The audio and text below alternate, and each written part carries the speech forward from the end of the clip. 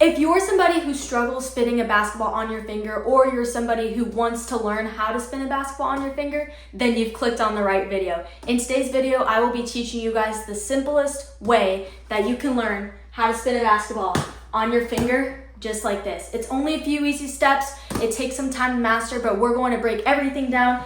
I jotted all my thoughts on paper. I wrote about 2 pages full of notes. So today I will be breaking everything down for you guys. Before we get started, be sure to hit that subscribe button and leave a like on this video. Now, let's get straight to it. So I prefer doing this trick with a slightly used and worn basketball, as a brand new basketball is more slick and more slippery for me to actually get the foundation correct. That's just a tip to throw out there.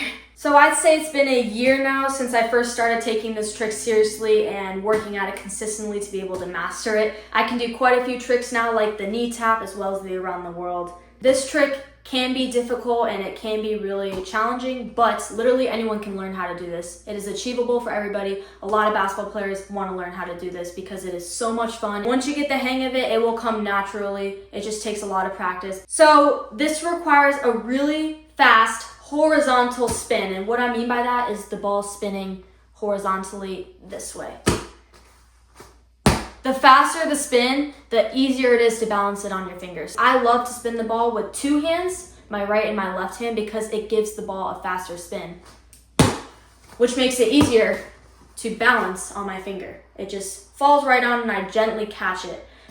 I aim to catch it at my fingertips, like right here, because I feel like it's easier and it doesn't hurt as much. But everyone has their own way of doing it. I would recommend working with a basketball that's slightly deflated, as it makes it easier to produce a faster spin on the ball. The more pumped up the basketball is, the more inflated it is. It causes more friction, which makes it harder to spin, which makes it more difficult to balance on your finger. What I do is I twist the basketball with my left hand. I have the basketball in my left hand before I actually start the trick. I just twist it with my left. But when I first started doing this, I had some difficulties producing a fast spin with only one hand. So I would add in my right hand on the seams and I would just twist it. Just do a nice fast twist with the basketball. But when I hold the basketball, I usually hold it like this, so not too stiff. I'm not like grabbing it really hard. I'm just letting it fall right in my hands, nice and gently. So I would twist with my left and spin with my right. So it would be like this. And I would just catch it. I really had to work on the movements, catching the ball nice and smooth on my fingertips. When I first started doing this, my finger was not strong enough to work alone while catching the basketball. So what I would do is I would add 2 hands to create a better foundation for the basketball to land on. My middle finger and my index finger together, and I would just catch it. It's more difficult for me to do this tactic now because I've been working only with one finger for so long.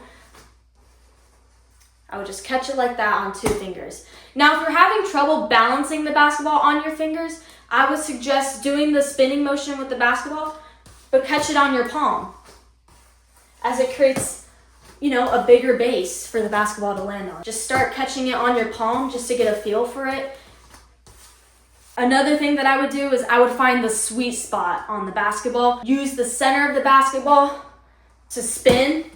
I wouldn't spin from the bottom or the very top. I would just use the center right on the seams. I would use the seams as a guide to get the best spin possible so that it would be easier to balance. Now, as you progress, your fingers will become stronger. So if you're somebody who struggles using your fingertips or catching the basketball, I promise you your fingers will get stronger. You just got to give it a little bit of time and a lot of practice. So if you're somebody who can get the basketball on your finger, but then after a few seconds it dies down like this, then you need to learn how to slap the basketball to keep it going, which is something that most people do end up learning when they learn how to spin a basketball on their finger. So my tip to learn how to slap a basketball is to slap it really gently, but still give it some motion with the hand that the basketball's not on. Just give it a light little tap. Not too hard, but not too soft. Aim at the middle of the basketball because that makes it more balanced and more controlled. So I'm going to spin the basketball on my finger and I will just move up closer to the camera to show you guys what it looks like.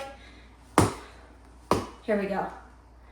So that's basically what it looks like. I hope y'all can see it okay. Again, this requires a lot of practice, so don't get discouraged if you can't get this in your first few tries. I promise you it will come naturally once you get the hang of it more. I would recommend taking about 15 to 30 minutes per day for about a month, practicing and working on the spin and the balance and everything. After that, it should come better for you guys. I'm going to show you guys a slower spin and how it falls right off my finger and it's not that stable. So here's me trying to spin it with my left hand, just one hand. As you can see, it's not that fast of a spin and it falls really, really easily. It's not that easy to spin a basketball on your hand when it doesn't have a fast spin. So the faster the spin, the easier it is, and then just work on gently catching it on your finger. Not trying to force it, just let it fall and just find the sweet spot in your finger that it can just gently land on. But make sure you guys feel comfortable with whatever method you're using, because if you don't feel comfortable doing it, it won't be much fun to do. And once you get the hang of catching the ball on your finger, try to gently keep the ball going. Try to keep it as balanced as possible. Just find that sweet spot on your finger and the sweet spot on the ball when you're slapping it. Just give it a nice little slap. Nothing too crazy, nothing too hard, and just let it go for a while. Once you got that down, you can start moving into the tricks, which I will do a tutorial on those if y'all want, so be sure to comment down below. Thank you all so much for watching. I really hope these tips helped you. I'll see you guys later. Peace.